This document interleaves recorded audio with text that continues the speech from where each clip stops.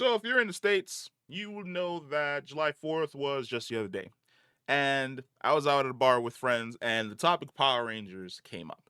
We were just discussing, our favorite generation of Rangers, right?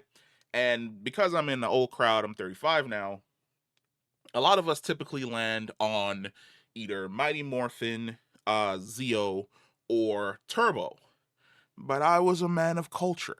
You see, I was a man of culture because I said Lost Galaxy. Now, for a lot of my friends around that time, we were in that nebulous, I'd say 13 to not even 13, probably 12 to 16-year-old range, like in that nebulous area. And for a lot of them, they kind of phased out Power Rangers and it started moving on to like anime like Dragon Ball Z and Zoids and Gundam and things along those lines. But me, nah. Your boy kept on watching Power Rangers all the way until the one with the dog. I think that was Space Patrol Delta. I think Space Patrol Delta was the one with the dog because after Delta, I think came Dino Fury, and Dino Fury was the one with Jason David Frank, and I was kind of watching it for him, but I really, by that point in time, had been phased out of the entire Power Rangers just dominating my entire headspace. But there's a reason as to why your boy liked Lost Galaxy. Because you see, your boy was a young, impressionable whippersnapper back then, okay? You put somebody gorgeous on screen, and I was captivated with them. For a lot of people in my generation, we were crushing on either Trini or we were crushing on Kimberly. And then when he rolled into Zeo, you were either crushing on Kat or you were crushing on Homegirl who took over for Trini. I can never remember her name, but she's fine as hell as well.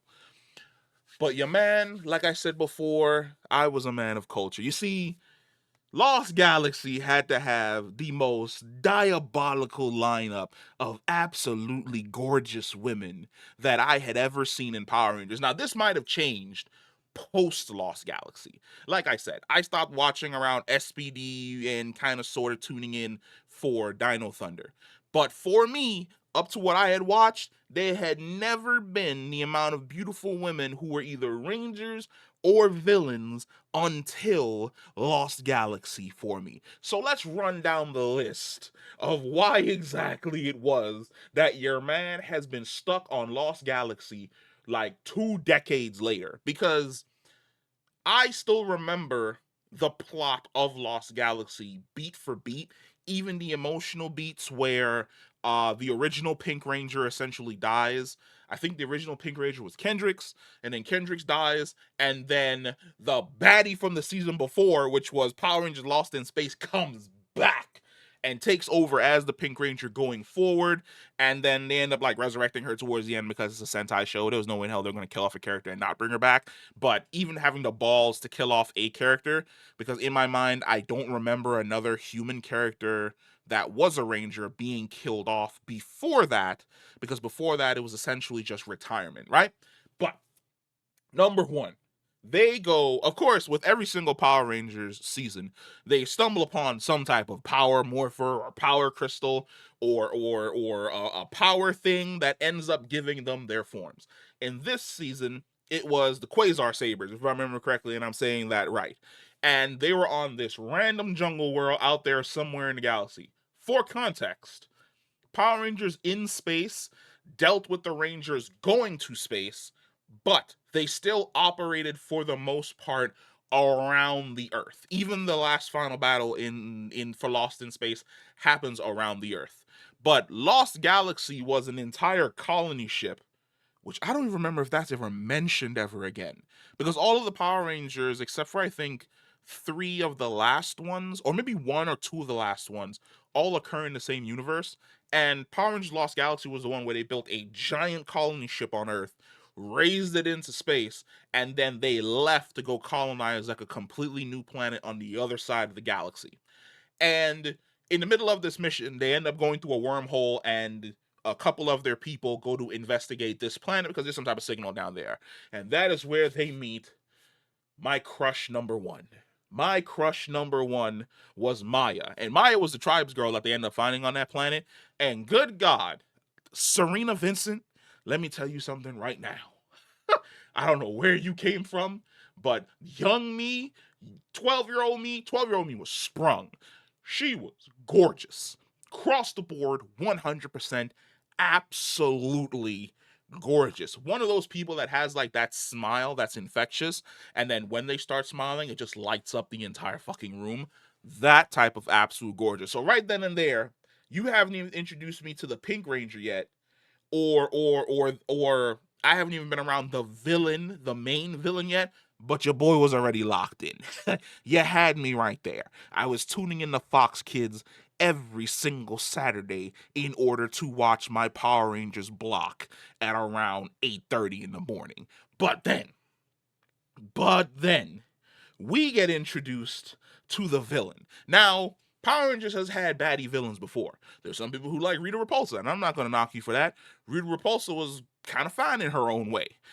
By around Power Rangers Turbo, we had, what was her name? Divatox. Divatox was out of this world fine. In Space had, what is her name? Hold on. Her name was Astronomer. Now, we gonna talk about Astronomer later, but just know that Astronomer was also one of the reasons why your boy sat through all of In Space. That, and I had to figure out what the mystery was of the Silver Ranger. But then, we got Trakina, and Trakina walked in all 5'8", half insect baddie, and I was like, who is this woman? What is this dark makeup that she has on her face? Oh my god, I think this is where my emo phase, or me liking emo women, officially begins. It begins right here with the whole dark makeup that she had on her face, and that weird super crazy smile that she had that reminded me of that one chick from you guys know the exact movie that I'm talking about. It's the movie where there's 3 fake witches and then 1 real witch. And then when a real witch joins the group, the other 3 fake witches start siphoning her powers to do magic. Then it ends up in a battle between both the real witch and the fake one who's siphoning shit. And the fake one gets bodied and locked away in a mental institution for the rest of her life. I don't remember the name of it. I'm not going to look it up, but you guys know exactly what I'm talking about because you've seen it. And I've only probably seen that movie twice. But Yukina was fun. Like, even when she turns into like a giant insect, I was like, look, baby, like, I remember what Form 1 was. If you could transform back into Form 1, that would be absolutely fantastic, but I accept you for the way in which you are. But then, we get into one of my favorite women who ever rocked the Morpher, which is Astronema herself. Astronema had a whole arc in Power Rangers Lost in Space, where she was like the lost sister of Andros, and she had been corrupted by that one evil cyber dude. She was fine in that. Even when my man kidnapped her and gave her like that stupid red haircut and completely fucked up her locks, I was like, I'm still locked in. You number one for me. We gonna save you. Don't worry. I think this was the first iteration of we can fix her. At least for me being that extremely young. But her character ends up coming back because the original Pink Ranger, who was Kendricks, who was also absolutely gorgeous. Give me a nerdy girl with some glasses and I'm happy. I'm 100% okay. And she was another one who just had like that aura and that great smile of just somebody that you enjoy being around because she probably just plays D&D and geeks out about shit that you're going to absolutely fucking enjoy. But then Corone came back. Corone came back.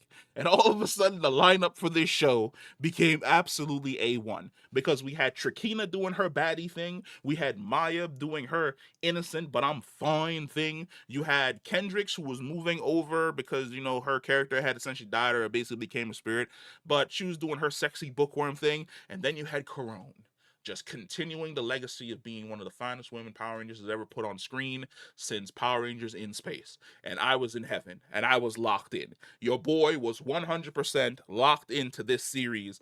Like, Mighty Morphin, watched it. Zeo, watched it. Turbo, enjoyed it till halfway. Then things kind of fell off.